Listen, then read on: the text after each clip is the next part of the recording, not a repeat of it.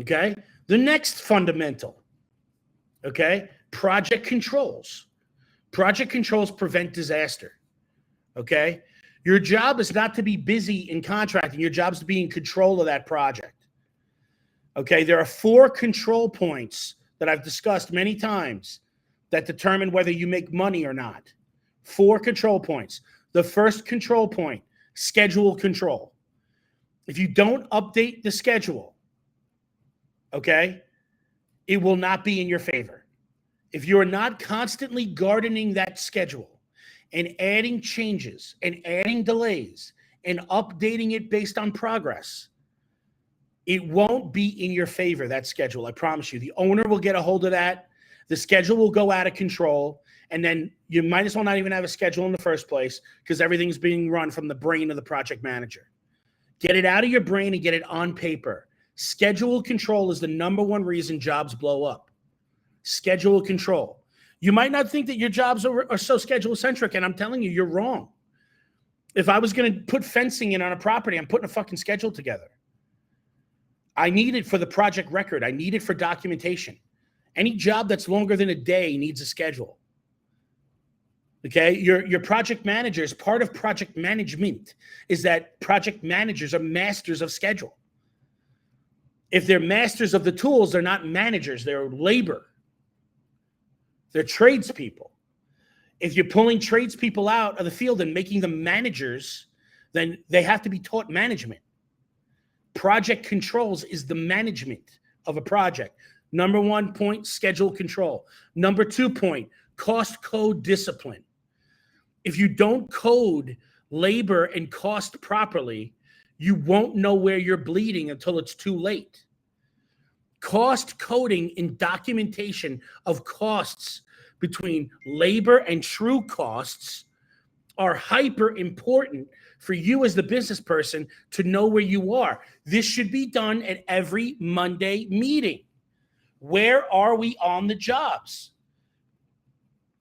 Every project manager, if you don't have a bunch of project managers where you're breaking off and having project manager meetings during the week and you just have one big meeting, that's fine too, because that's appropriate for your size and your organization. But that meeting, we got to look. We've got to open up the thing. Where are we on this job? What? I know we talked about it last week, but what did we spend last week? Okay, why wasn't it updated yet? Why isn't it being coded yet? There is no excuse. They're going to give you a million excuses for it. There is no excuse. That's their job. The Sam Walton sundown method. Before you go home at night, reconcile this fucking job. Just as if you worked at Old Navy or any store, you have to reconcile the cash register before you leave. I dated a girl that worked at Banana Republic. She'd get off at 9, but didn't fucking leave until 10. Why? Because they're reconciling the goddamn books every fucking night. And they're taking the receipts and they're taking the cash and putting them together, putting it in the bag, writing it down, marking it up, putting it in the system, and putting it in the safe. Okay? But we have a $4 million job. We're not doing that. Okay? But they'll do it for a $29 set of trousers. This is project management 101. Cost code discipline. That's the second point. Third point, change order velocity. Velocity. Okay? Slow change orders equals guaranteed financial pain. The longer you wait, the harder it gets. Change order velocity needs to be on the mind of the project manager. I need to get this change order approved fast. I can't let this shit stop. I can't let it be held up for all this fucking time. Because that's going to mean I have to work over here and work over here, or work's going to have to stop. I have to remobilize, and then I'm waiting and I'm burning cash. Change order velocity, not volume. Not change order volume, velocity. How fast can we get to an approved change order from the date of identification? How quickly can I get this fucking thing signed? Okay? The PM has to be constantly nudging the owner and pissing the owner off about it. Especially if the change order is due to them in a design error, design omission, or a change. If the change order is because of us, then it's us. We got to eat it or whatever. We got to play it. But when it's on them, motherfucker, you're the one that came up with this change order, not me. You're the one, not me. You're a designer and you made a change. I have to pay the cost for it because you can't make up your mind? No.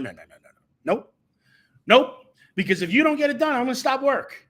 Because I'm not a chess piece. You can't move me around like that. I'm going to lose money, and I'm going to have to come to you for it. And we're going to end up hating each other in a lawsuit.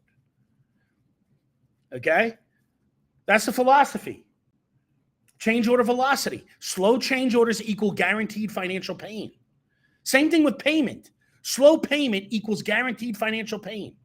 Okay? The contract says that I give you, when this is done, you have to pay me in X amount of days. If you don't do that, guess what I'm tacking on? In every state, you can do this. What is it, Dan? What am I tacking on?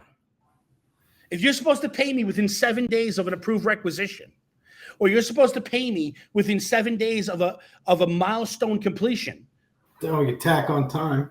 You're going to tack on interest. Interest, you can do that too. You're going to tack on, no, that's what you're going to do. You're going to tack on interest on the fucking thing.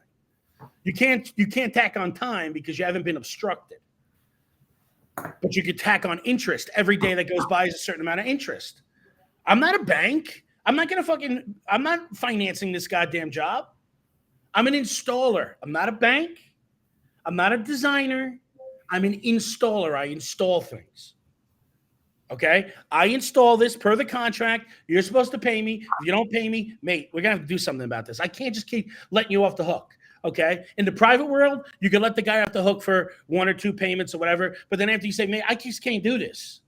I can't have you fucking holding me out like this all the time. The contract says I get a 1% interest. I'm going to send you that bill. Okay. I'm going to send you the bill. And if you don't pay me within 30 days, you've defaulted on the contract. I'm demobilizing and you pay me for everything that I've done to date. Sometimes you make more money fucking leaving the job. Okay, this is contract. Your money's made in the contract, not out there. This is the shit that the Instagram assholes don't get what I talk about because I'm speaking over their head. They're like fucking retarded thalidomide babies. But if you ever owned a contracting company, you know exactly what the fuck I'm talking about. This is the real, okay? That's number 3. Number 4, daily documentation. This is all project controls I'm talking about here. Daily documentation, not paragraphs, not a fucking novel. You just need 4 sentences in a daily log. What was planned, what actually happened that day, what prevented production that day, and what the owner did or did not do. This protects you. It documents entitlement, and it keeps you in a position for recovery, bro. Remember this, project controls and everything I just talked about is not paperwork. It's profit insurance.